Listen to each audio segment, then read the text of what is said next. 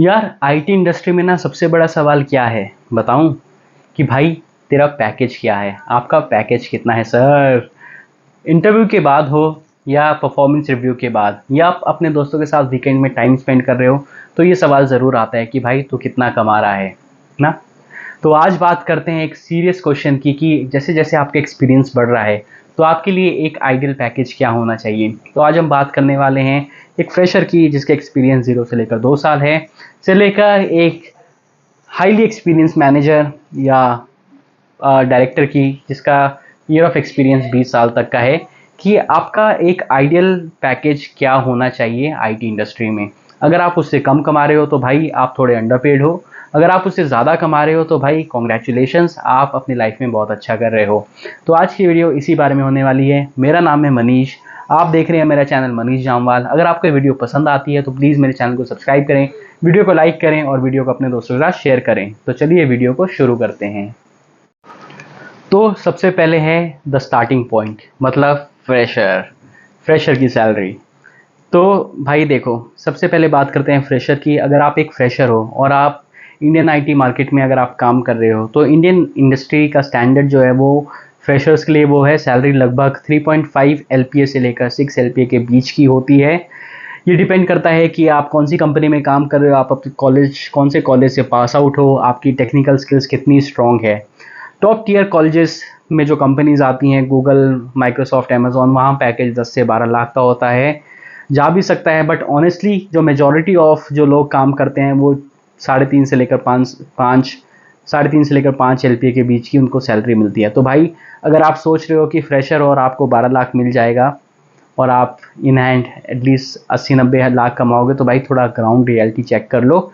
मैं mostly majority of the जो country में लोग कमाते हैं उसकी बात करने जा रहा हूँ यहाँ पे, कोई एक नीश ऑडियंस की बात नहीं कर रहा है। जो हम में से 80-90% जो लोग हैं जो कि कमा रहे हैं, मैं उनकी बात करने वाला हूँ। तो फ्रेशर्स के लिए देख लो, अगर आप 0 से लेकर 2 साल का आपका एक्सपीरियंस है या 2.5 तक का भी है आपका एक्सपीरियंस या 3 साल, मतलब फ्रेशर को यूजुअली 0 से लेकर 3 साल तक गिना जाता है, तो आपका पैकेज जो है वो लाई करेगा 3.5 से 6 एलपीए के बीच में। अगर आप इतना कमा रहे हो तो आप ठीक ठाक अपनी प्रोफेशनल लाइफ में कर रहे हो। अब बात करते हैं मिड लेवल आता है 3 to 5 years ऑफ एक्सपीरियंस।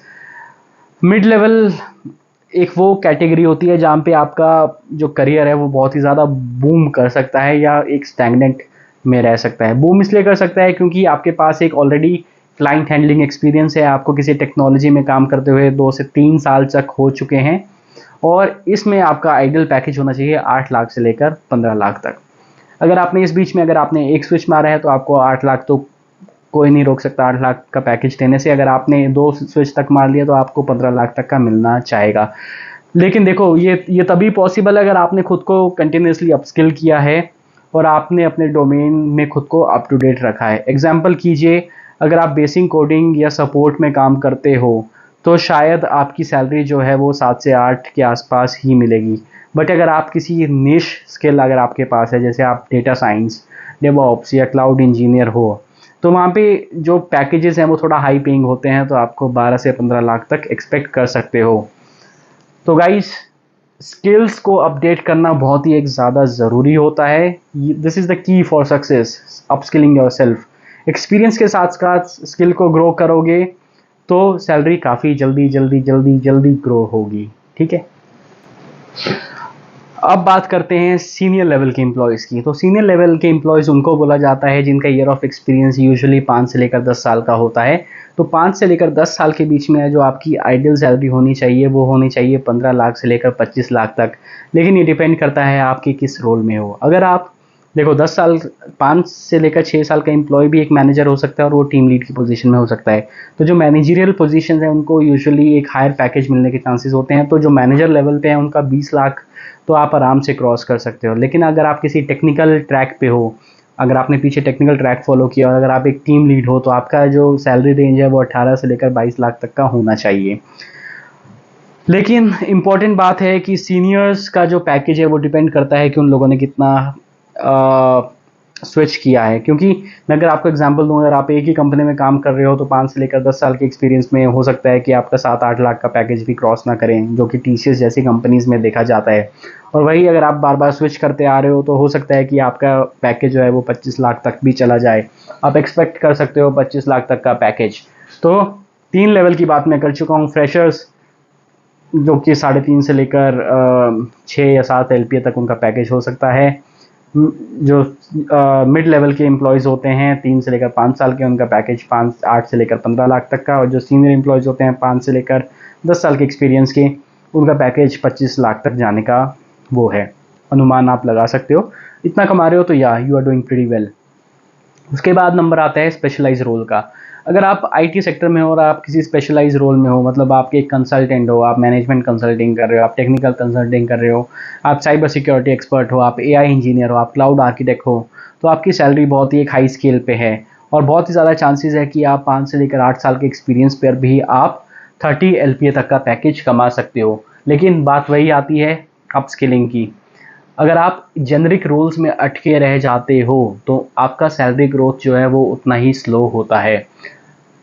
तो अब हम बात करते हैं कि जो 10 साल प्लस एक्सपीरियंस के फोक्स हो, ठीक है, अगर आप ऑनेस्टली स्पीकिंग 10 साल के बाद सैलरी कितनी होनी चाहिए? वेल, अगर आप आइडियली किसी लीडरशिप पोजीशन पे हो या आप एक स्पेशलाइज्ड टेक्निकल स्किल्स अगर आपने बिल्ड की है, तो आपका पैकेज आराम से 30 से लेकर 50 लाख के बीच में होना चाहिए।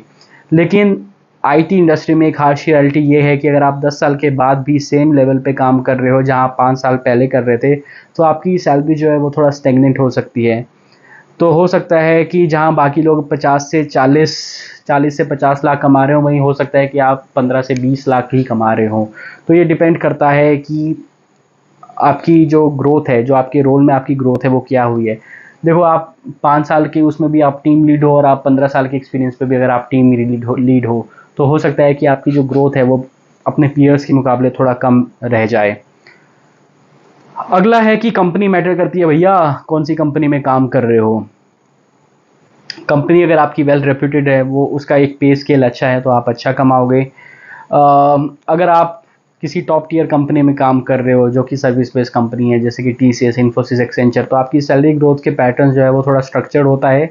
लेकिन स्टार्टअप्स या प्रोडक्ट बेस्ड जो आपकी कंपनीज होती हैं उसमें आपको ज़्यादा ग्रोथ मिलने के चांसेस होते हैं, specially if they are highly funded startups.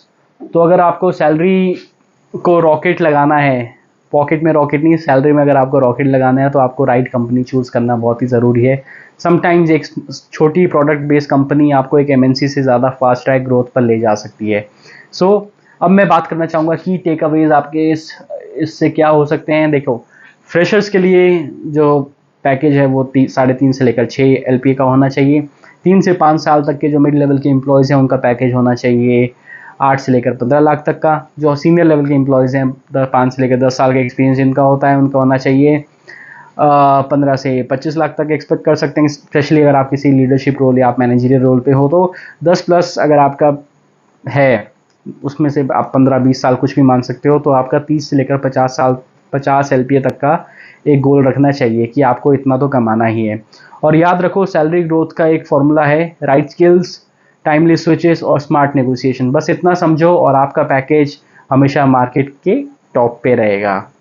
This is Manish. I hope आप लोगों को वीडियो पसंद आई हो। वीडियो पसंद आई है तो मेरे चैनल को सब्सक्राइब करें, इस वीडियो को लाइक करें और वीडियो को अपने दोस्तों के साथ फैला दें, शेयर करें। मिलता हूँ आपको नेक्स्ट वीडियो में, तब तक के लिए bye, take care and have a nice day.